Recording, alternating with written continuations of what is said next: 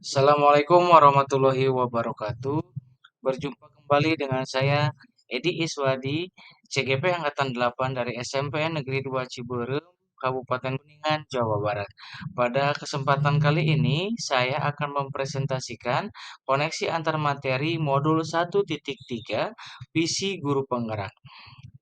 Ini merupakan refleksi dan pemahaman antar modul 1.1, 1.2, dan 1.3. Terima kasih Bapak Deni Nurjaman, fasilitator saya, dan terima kasih Ibu Tati Rahmawati yang selalu membimbing kelompok saya dalam kegiatan PGP ini.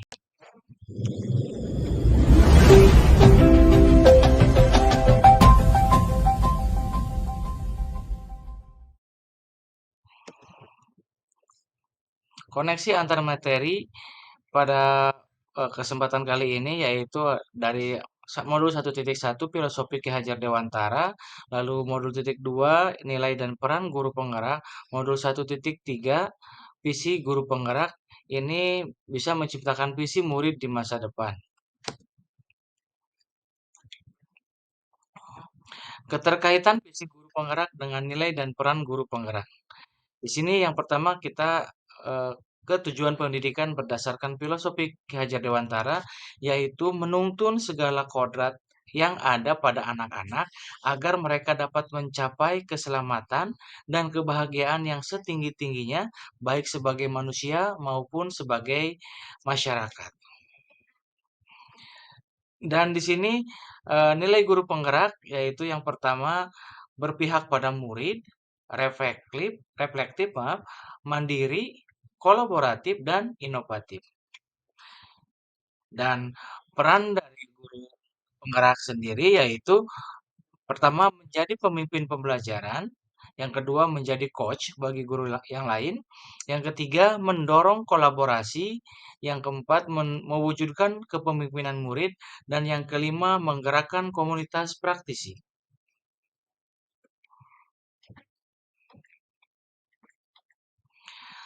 Inquiry apresiatif Bagja merupakan pendekatan atau strategi perubahan kolaboratif yang berbasis kekuatan. Inquiry apresiatif merupakan solusi strategi perubahan yang tidak dimiliki oleh pendekatan lainnya. Inquiry apresiatif mengaktualisasi potensi masing-masing individu dalam kelompok menjadi kekuatan yang luar biasa dalam mewujudkan perubahan. Inquiry apresiatif Bagja memiliki beberapa langkah pendekatan. Yang pertama terdiri itu B atau buat pertanyaan, A ambil pelajaran, G gali mimpi, J jabarkan rencana, dan A atur eksekusi. Kesimpulan keterkaitan materi yang dapat saya simpulkan dari ketiga modul tersebut, apabila guru penggerak sudah memiliki nilai dan peran guru penggerak, maka akan mampu mewujudkan visinya yang disusun berdasarkan filosofi Ki Hajar Dewantara dan perwujudan dari profil pelajar Pancasila. Sedangkan visi tersebut akan tercapai bila terukur, konkret, sistematis, dan terencana. Oleh karena itu, perlu suatu rancangan yang disebut dengan inquiry apresiatif dengan tahapan Bagja.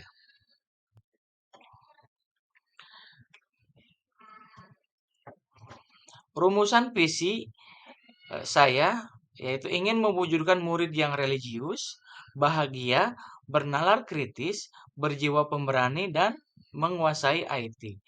Di sini berdasarkan pelajar profil Pancasila, yaitu yang pertama religius. Saya menginginkan anak didik saya itu yang eh, akhlaknya baik, berkarakter baik, berbudi pekerti, dan bertakwa dan beriman kepada Tuhan yang Maha Kuasa.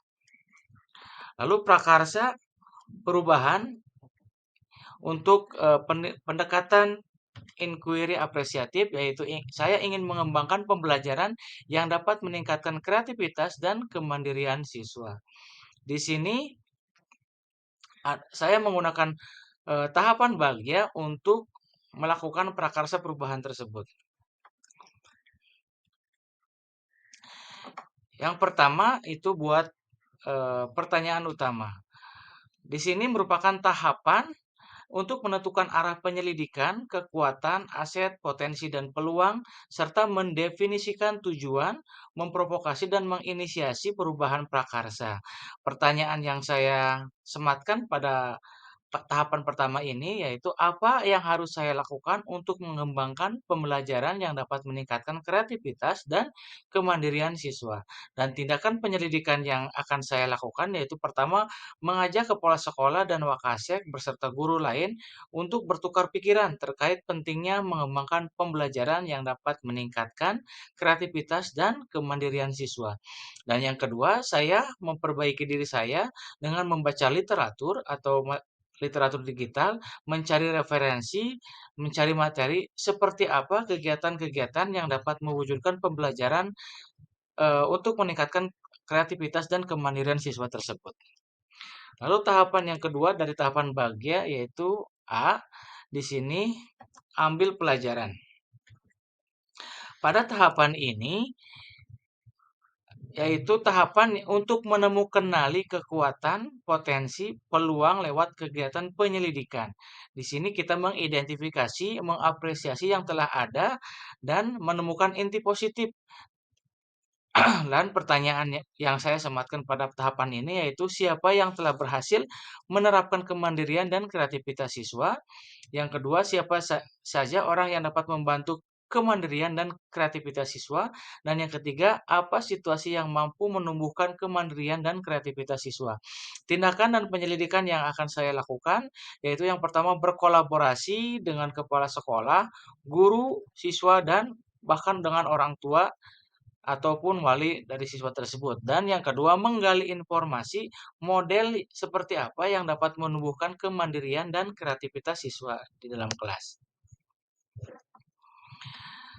Tahapan berikutnya atau tahapan ketiga dari tahapan bahagia yaitu gali mimpi atau dreams.